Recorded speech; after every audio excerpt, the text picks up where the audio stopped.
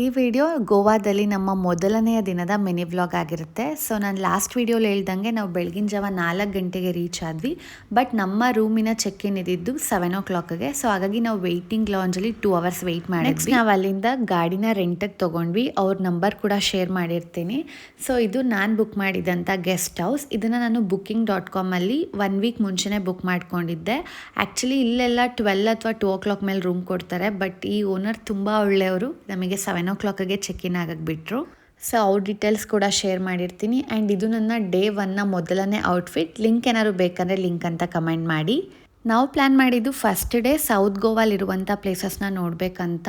So on the way ಹೋಗ್ತಾ ಒಂದು ಜಾಗ ನಂಗೆ ತುಂಬ ಇಷ್ಟ ಆಯಿತು. ಆ್ಯಂಡ್ ನಾವು ಮೊದಲನೇದಾಗಿ ವಿಸಿಟ್ ಮಾಡಿದಂಥ ಪ್ಲೇಸ್ ಬಂದು ಕಾಬೋಡಿ ರಾಮ ಫೋರ್ಟ್ ಅಂತ ಹೇಳಿ. ಆ್ಯಂಡ್ ಈ ಒಂದು ಜಾಗದಲ್ಲಿ ರಾಮ, ಸೀತೆ ಮತ್ತು ಲಕ್ಷ್ಮಣ ವನವಾಸಕ್ಕೆ ಬಂದಾಗ ಇಲ್ಲಿ ಉಳ್ಕೊಂಡಿದ್ರು ಅಂತ ಕೂಡ ಹೇಳ್ತಾರೆ. ಹಾಗಾಗಿ ಇದಕ್ಕೆ ರಾಮ ಅನ್ನುವಂಥ ಹೆಸರಿಟ್ಟಿರುವಂಥದ್ದು. ಆ್ಯಂಡ್ ನಮ್ಮ ಇಡೀ ಗೋವಾ ಟ್ರಿಪ್ಪಲ್ಲಿ ಈ ಪ್ಲೇಸ್ ನಂಗೆ ತುಂಬ ಇಷ್ಟ ಆಯಿತು. ಯಾಕೆಂದರೆ ಫೋರ್ಟಿಂದ ರೈಟ್ ಸೈಡಿಗೆ ನಾವು ಒಂದು ಸ್ವಲ್ಪ ಕೆಳಗಡೆ ಇಳ್ಕೊಂಡು ಬಂದರೆ ಈ ಒಂದು ಬೀಚ್ ಕಾಣಿಸುತ್ತೆ. ಆ್ಯಂಡ್ ಈ ಬೀಚ್ ನೇಮ್ ಬಂದು ಪೆಬಲ್ ಬೀಚ್ ಅಂತ ಹೇಳಿ. ಇಲ್ಲಿಂದ ನೆಕ್ಸ್ಟ್ ನಾವು ಬಂದಿದ್ದೆ ದ ಫೋರ್ಟ್ ಆಫ್ ಬೆತುಲಿಗೆ. ಈ ಒಂದು ಜಾಗನ 17th centuryಯಲ್ಲಿ ಬಿಲ್ಡ್ ಮಾಡಿರುವಂಥದ್ದು during the period of Chhatrapati Shivaji.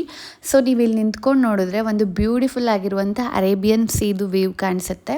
And ಇದು ಅಷ್ಟೇ ತುಂಬ ಚೆನ್ನಾಗಿದೆ. ಇಲ್ಲಿಂದ ಮುಗಿಸ್ಕೊಂಡು ನಾವು ರಿಟರ್ನ್ ರೂಮಿಗೆ ಬಂದ್ವಿ. ಒಂದು ಸ್ವಲ್ಪ ಹೊತ್ತು ರೆಸ್ಟ್ ಮಾಡಿ ಈವ್ನಿಂಗ್ ಬೀಚಿಗೆ ಹೋಗೋಣ ಅಂತೇಳಿ ರೆಡಿ ಆಗಿ ನಮ್ಮ ರೂಮಿಗೆ ಕೊಲ್ವಾ ಬೀಚ್ ಬಂದು ತುಂಬ ಹತ್ರ 3 kilometers ಅಷ್ಟೇ. ಸೊ ಅಲ್ಲಿಗೆ ಹೋಗ್ತಿದ್ವಿ.